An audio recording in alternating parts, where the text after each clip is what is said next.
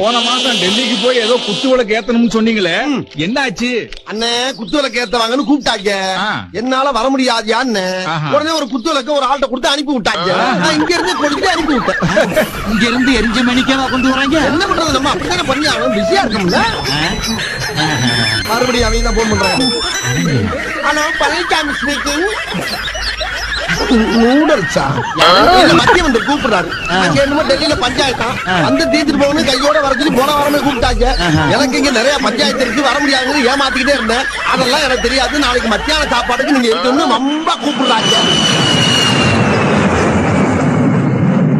வந்துட்டாங்கல்ல, யாரு பிளைட்ல ஆள் விட்டு தர்றாங்க. சைட்ல ஆளு விட்டு தர்றாங்களா? பழனிசாமி நாங்க வர்றோம்ப்பா.